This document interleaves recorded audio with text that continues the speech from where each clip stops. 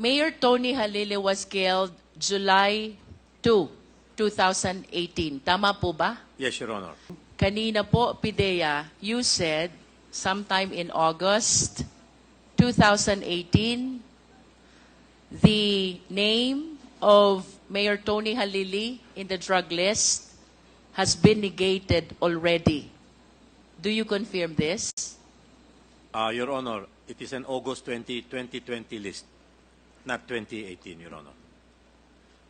Mayor Tony Halili was killed July 2, 2018. Tama po ba? Yes, Your Honor. And during that time, his name is included in the drug list. Do you confirm? Yes, Your Honor. And his name was only negated sometime in August of 2020. Yes, Your Honor. It was indicated in the August 2020 list that he was negated already, Your Honor. Can you please enlighten us? Ano ho ba ibig sabihin nung negated? It is neutralized, Your Honor. I mean, he was killed already. Negated for the case of Mayor Halili would then mean he is dead already. Yes, Your Honor. That's why it was neutralized already. Yes, Your Honor. Yes.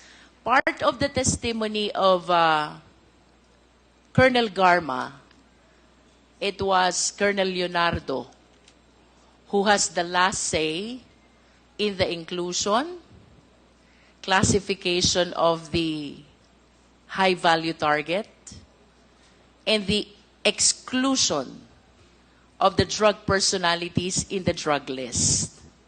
Would you know if it is really Colonel Leonardo?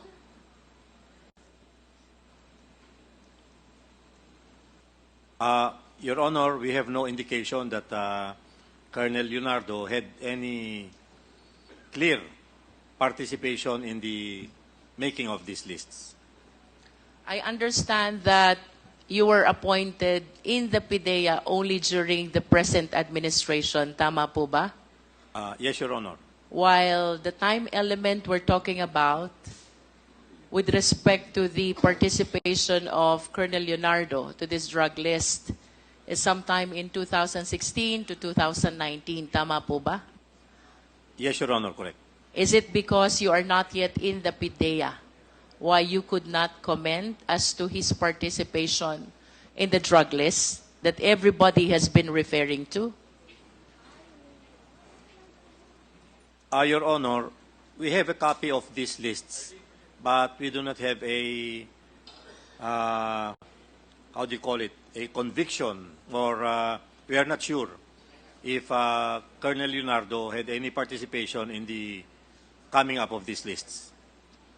Since you were appointed in the PIDEA, Director General, would you know if this drug list has ever been validated?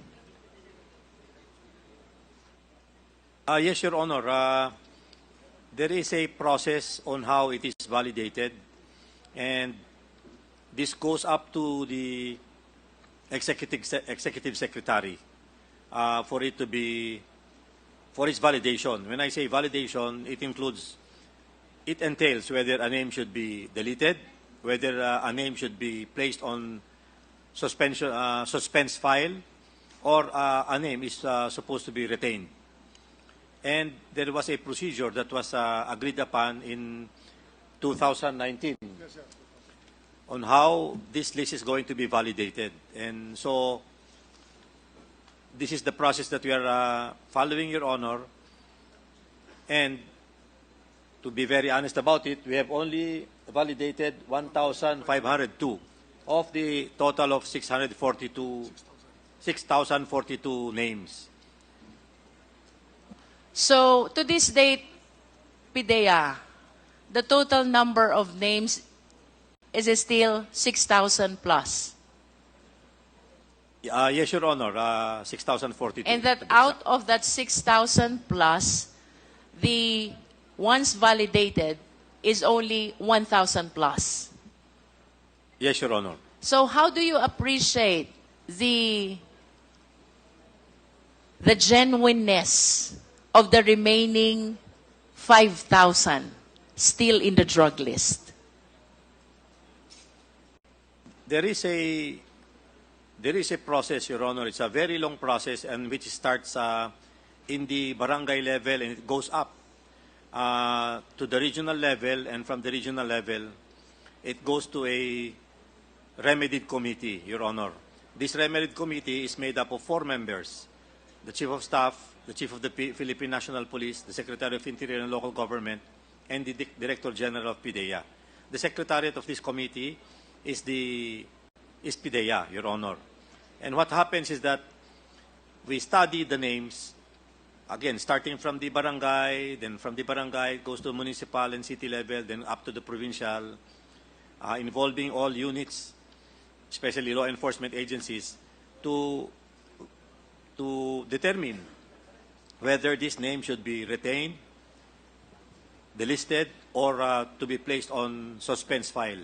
And we recommend this, and this remedied committee, which is chaired by the Secretary of Interior and Local Government, submits this list to the Office of the Executive Secretary for a decision to be made whether the recommendations will be granted or not, or approved or not, Your Honor. But sometimes, let us just say, for example, in the regional level, there are certain, it takes the regional director, for example, of the PNP, the regional director of the DILG, mostly regional directors, Your Honor. But as I gathered, there were instances in the past that it was very hard to convene all of these people together to sign the results of their validation, and so it was taking a long time. And that's the reason why we were only able to validate 1,502 of the 6,000 plus names, Your Honor.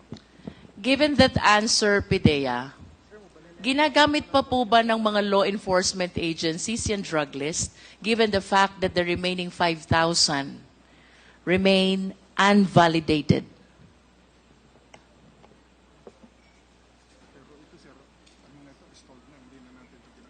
As far as the remedied list is concerned, Your Honor, it has it has stalled for a while because we are waiting for the palace to act on our recommendation to continue its validation. But we are not only dependent on this list, we also have our National Drug Information System, which has names. Aside from that, we also continue validating starting at the barangay level for possible names that are new, names that may have been cleared in the past but have, how do you call it, gotten back to the system of the illegal drugs again. So it's a continuing process, Your Honor. And again, this list goes up to the national level, and this is the watch list that we use in going after personalities in the different locations in the country, Your Honor.